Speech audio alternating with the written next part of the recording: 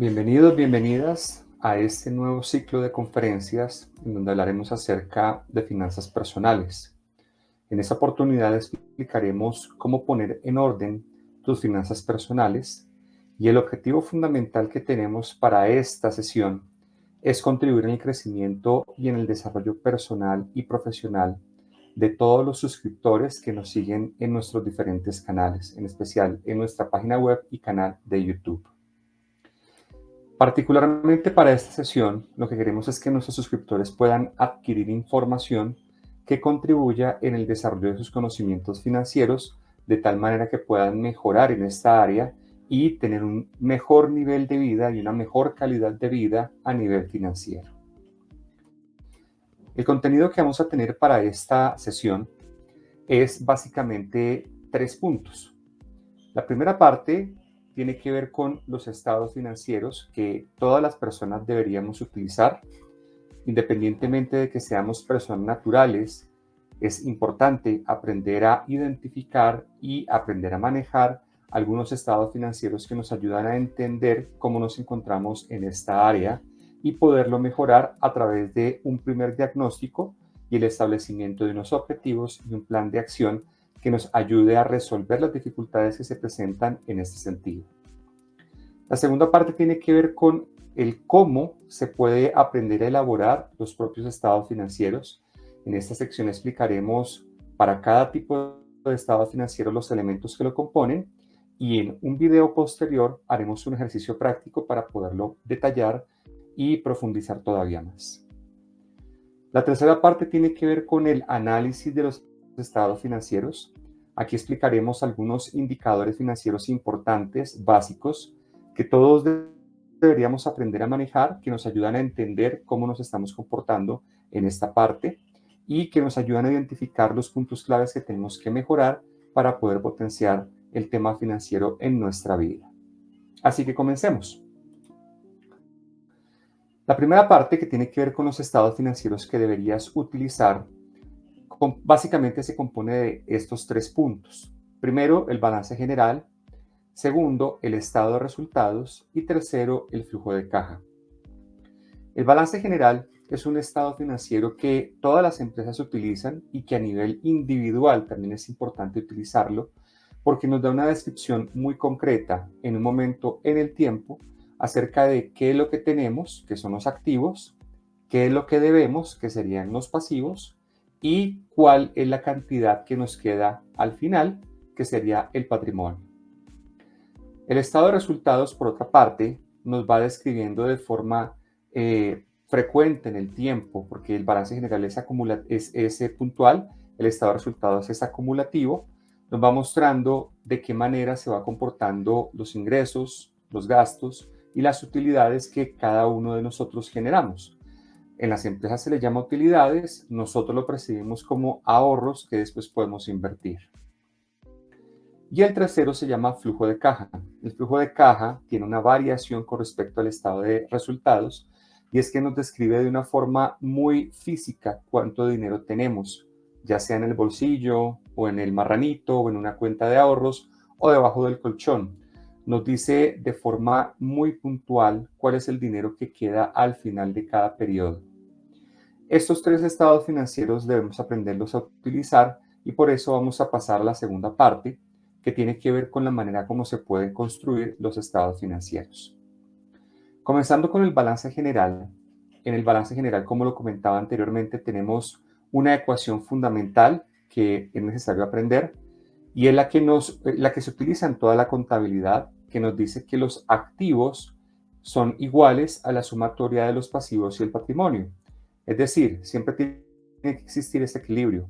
Los activos, cuando los comparamos contra los pasivos y el patrimonio, siempre deben dar lo mismo. Por ejemplo, tenemos una casa que vale 100 unidades monetarias, pero de esa casa debemos 50 unidades monetarias. Eso significa que el patrimonio sería las restantes 50 unidades, es decir, 50 de pasivos más 50 de patrimonio sería igual a 100 de activos. Igualmente, si tenemos 100 de activos y le quitamos 50 de pasivos, nos quedaría solamente 50 de patrimonio. Esta ecuación básica nos da un equilibrio y nos permite entender cómo está funcionando nuestra vida financiera. Al contrario de lo que mucha gente piensa, en donde se pretende incrementar los ingresos, al final lo que realmente todos deberíamos buscar es incrementar nuestro patrimonio, porque el patrimonio es la principal medida de riqueza financiera, es la principal medida que determina cuál es nuestra salud financiera. Entre más patrimonio tenemos, el patrimonio es el que nos da los ingresos que necesitamos para poder subsistir en el tiempo, repito, a nivel financiero. Ahora bien, los activos se pueden clasificar en corrientes y en no corrientes. Activos corrientes son aquellos que se pueden convertir en dinero en efectivo muy rápidamente, como por ejemplo el dinero que tenemos en la cuenta bancaria o por ejemplo el dinero que tenemos en plataformas digitales como Nequi, como DaviPlata, entre otras, que rápidamente podemos utilizar para pagar gastos en el día a día. Por otra parte, tenemos los activos no corrientes, que son de difícil liquidación o que es difícil convertirlos en dinero en efectivo, como por ejemplo una casa. Si quisiéramos vender la casa para convertirla en dinero, nos gastaríamos probablemente 3 meses, 6 meses, hasta un año, hasta que se pueda convertir en efectivo. Entonces, los activos corrientes nos dan liquidez, los activos no corrientes nos dan solvencia. Igualmente, en el caso de los pasivos, también existen pasivos corrientes y pasivos no corrientes. Los pasivos corrientes corresponden al dinero que debemos y que hay que pagar periódicamente en un tiempo inferior a un año, como por ejemplo la deuda de la tarjeta de crédito cuando fuimos a pasear y pagamos con la tarjeta. Si la diferimos a 24 cuotas o a 12 cuotas, es un dinero que se debe pagar en un periodo de tiempo muy corto. Por lo general, este tiempo, para llamarlo corriente, es menor a un año. Y cuando hablamos de pasivos no corrientes, nos referimos a aquellos que se deben cancelar en un periodo superior a un año, como por ejemplo el pago del crédito hipotecario de la casa que adquirimos. O por ejemplo, si financiamos un vehículo y tenemos que pagar una cuota mensual, pero el cierre de esa cuota, de ese pago, perdón, se dará al cabo de 3 años, 5 años o 10 años. Nuevamente, en el caso de los pasivos corrientes, en la medida que incrementen los pasivos corrientes, disminuye nuestra liquidez y en la medida que aumenten los pasivos no corrientes, disminuye nuestra solvencia. Entonces, es importante buscar que los pasivos que tengamos sean muy inferiores a los activos que poseemos. Entre menos pasivos, esto ayudará a incrementar nuestro patrimonio. Entre más pasivos, esto reduce nuestro patrimonio. Hay casos extremos en donde los pasivos son más grandes que el patrimonio y es una situación de quiebra. Financieramente es cuando tenemos quiebra y pues eso se ve cuando tal vez tenemos que recurrir a otras instancias para poder pagar o para poder sostenernos. Es una situación bastante compleja. El patrimonio, por su parte, se divide básicamente en 3 categorías. Tenemos el capital, que es el dinero que hemos podido incrementar en el tiempo y que a su vez se puede ver reflejado a través de las reservas y a través de las utilidades retenidas. Las reservas es el dinero que podemos mantener para poder lidiar con una situación de contingencia o con una crisis, como por ejemplo la pérdida del empleo, como por ejemplo si sufrimos una enfermedad grave. Ese tipo de cosas normalmente se pueden solventar con las reservas mientras podemos recuperar los ingresos necesarios para continuar. Y las utilidades, que al final son el resultado del ejercicio de generar ingresos mediante trabajo u otras fuentes, versus los gastos que estamos teniendo periódicamente, que pueden ser mayores o menores, y en la medida que los gastos sean menores con respecto al ingreso, aumentarán las utilidades. Si las utilidades se incrementan, el patrimonio también, consecuentemente, se va a incrementar.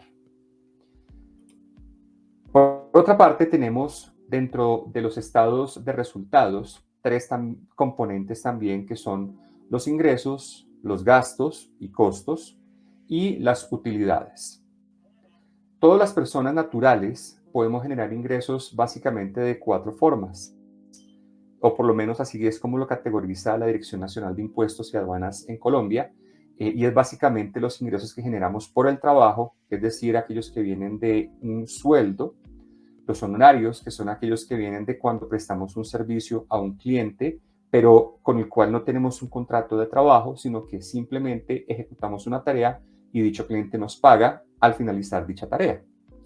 También están las rentas de capital, que son las que se obtienen cuando recibimos ingresos por rendimientos por ejemplo, de dividendos de empresas en las cuales tenemos algún tipo de inversión, o cuando hemos prestado dinero y nos pagan una renta o unos intereses, además del capital que le hemos prestado al tercero. Y también están los ingresos no laborales, que corresponden a cuando realizamos la venta de algún activo, como por ejemplo, vendemos una casa, nos pagan, entonces ese dinero no laboral ingresa por la Dirección de Impuestos y Aduanas Nacionales, hace parte de lo que llamamos ingresos no laborales, y de allí tenemos que hacer una declaración de renta.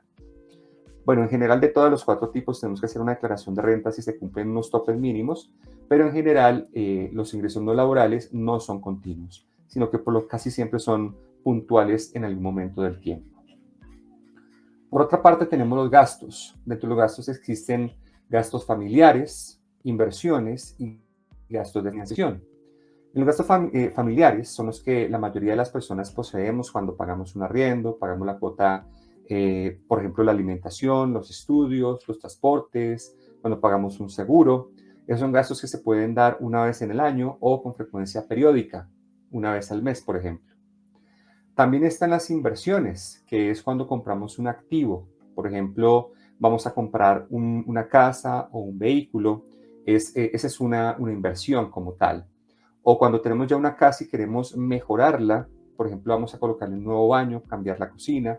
Entonces, de ahí también hay un gasto que se convierte en inversión porque eventualmente, en un periodo de tiempo moderado o largo, vamos a querer generar un ingreso, un retorno de esa inversión porque hemos buscado que haya un incremento de valor. También tenemos los gastos de financiación, que son los que provienen del pago de créditos, del pago de, por ejemplo, un crédito hipotecario, cuando compramos una casa y tenemos que pagar la cuota mensual más los intereses. Esos gastos son los que llamamos financieros o gastos de financiación. Cuando comparamos los ingresos versus los gastos, la diferencia entre ingresos y gastos nos van a dar las utilidades. Y aunque en las empresas se manejan diferentes categorías como utilidades brutas, utilidades operacionales, entre otras, a nivel individual vamos a explicar solamente 2 tipos de utilidades, que serían las utilidades antes de impuestos y las utilidades después de impuestos.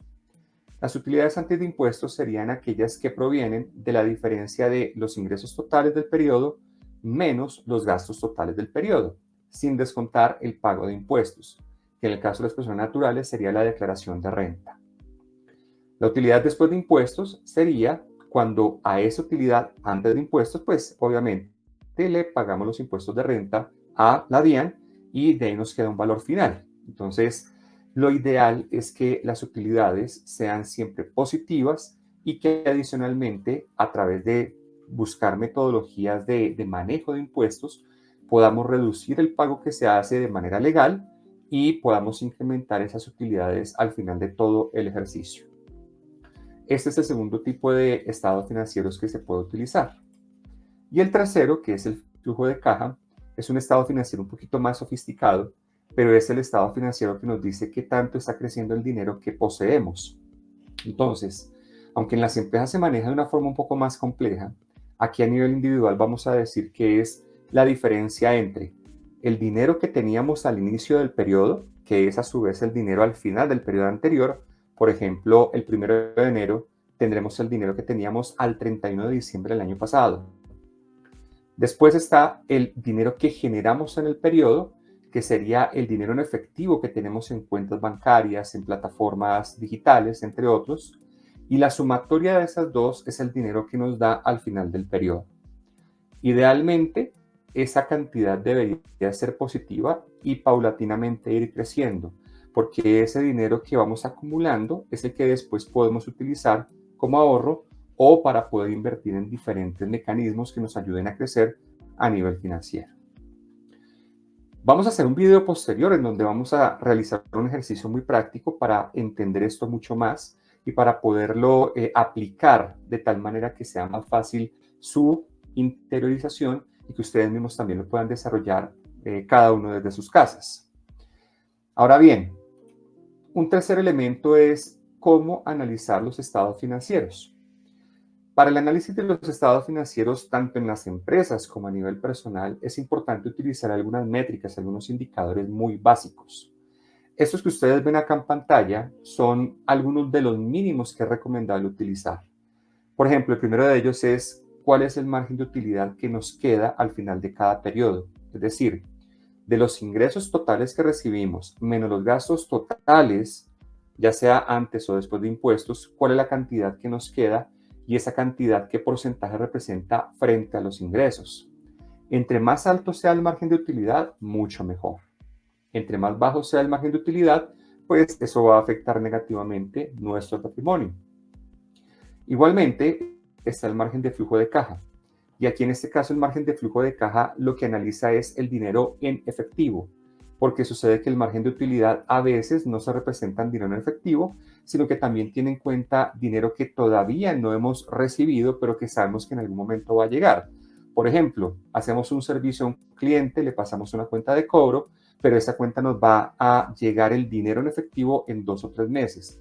Ahí hay un ingreso, pero el dinero en efectivo todavía no está. Entonces, se va a ver reflejado en nuestras utilidades, pero no en nuestro flujo de caja, porque el dinero no va a estar en nuestra cuenta, sino que va a quedar en un documento que dice que nos van a pagar más adelante.